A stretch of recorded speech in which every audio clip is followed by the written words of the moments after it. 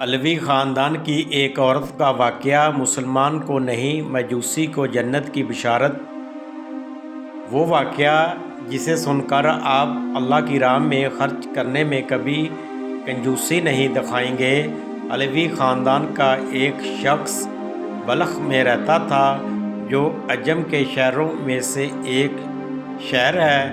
اس کی بیوی اور لڑکیاں تھیں اور اللہ تعالیٰ نے انہیں ہر قسم کی نعمتیں عطا کر رکھی تھی۔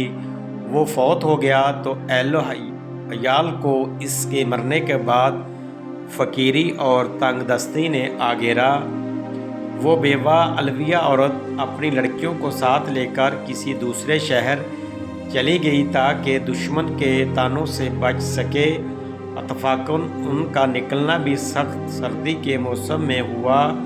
جب شہر میں داخل ہوئیں تو اپنی لڑکیوں کو ایک غیر بعد مسجد میں بٹھایا اور خود ان کے کھانے کے بندوبست کے لیے چلی گئی تاکہ ان کی خوراک کا کوئی انتظام کر سکے۔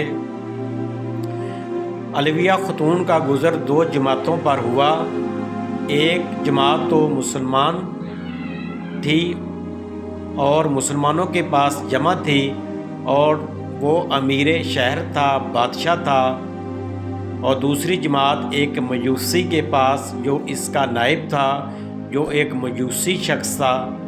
علویہ عورت پہلے مسلمان شخص یعنی امیر شہر کے پاس گئی اور اسے اپنا حال سنایا اور کہا کہ میں علوی شریف خاندان کی عورت ہوں، نیک عورت ہوں۔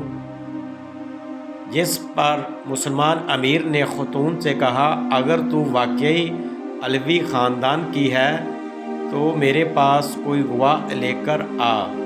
خاتون نے کہا، میں ایک اجنبی عورت ہوں، اس شہر میں مجھے کوئی نہیں جانتا۔ چنانچہ اس نے منہ موڑ لیا اور وہ عورت شکستہ دل ہو کر چلی گئی، پریشان ہو کر واپس چلی گئی۔ اور پھر وہ اس مجوسی آدمی کے پاس گئی اور اپنا حال اس کے سامنے بیان کیا کہ میرے ساتھ لڑکیاں ہیں اور میں ایک علوی شریف خاندان کی عورت ہوں، اور شیخ البلد کے پاس جانے کا سارا قصہ بھی بیان کیا۔ وہ مجوسی فوراً اٹھا اور اپنی عورتوں کو بھیجا کہ اس عورت کو، اس کی لڑکیوں کو میرے مکان پر لے آؤ، اور پھر ان کو نہایت ہی نفیس کھانا کھلایا اور بہترین لباس پہنایا۔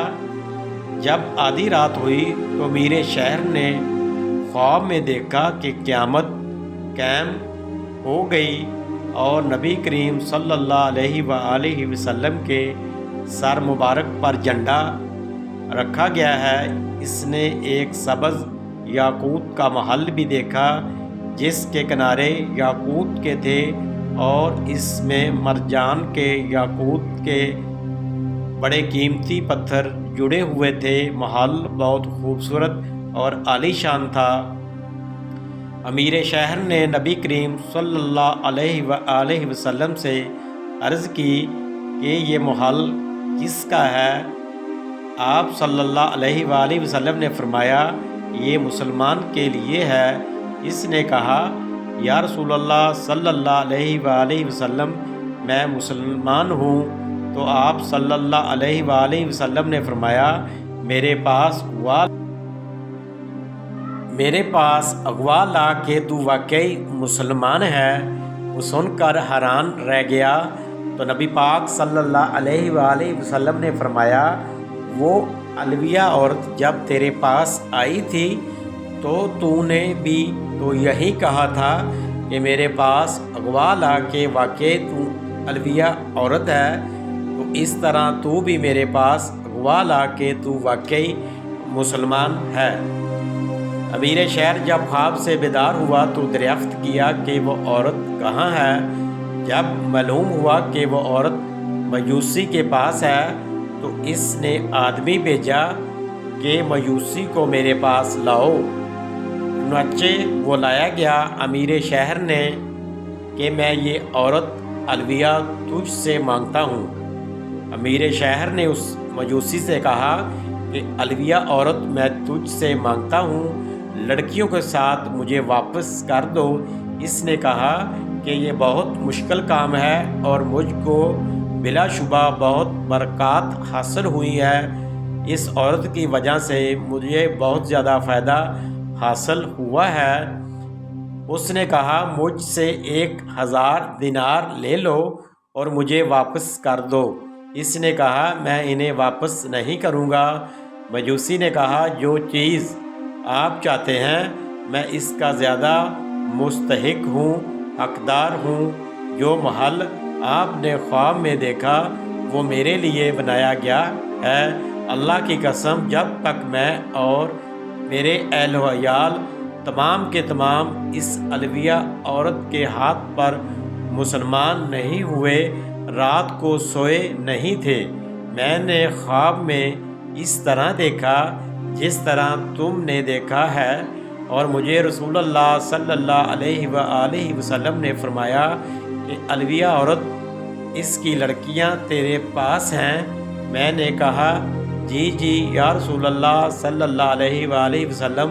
تو آپ صلی اللہ علیہ وآلہ وسلم نے فرمایا یہ محل تیرا اور تیرے گھر والوں کا ہے، تم اور تیرے گھر والے جنتی ہیں اس الویہ عورت کی وجہ سے کہ تم نے اس کے ساتھ نیکی کی ہے۔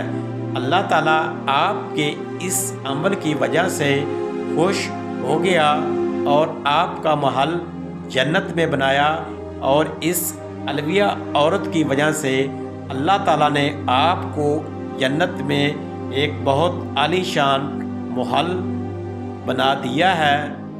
تم نے اس عورت کے ساتھ نیکی کی تھی۔ اللہ اکبر۔ بہت پیاری پیاری اور اچھی ویڈیوز دیکھنے کے لیے ہمارے چینل کو لائک کریں، سبسکرائب کریں اور ویڈیو کو آگے شیئر ضرور کریں تاکہ آنے والی ہر نئی ویڈیو آپ تک پہنچ سکے۔ شکریہ۔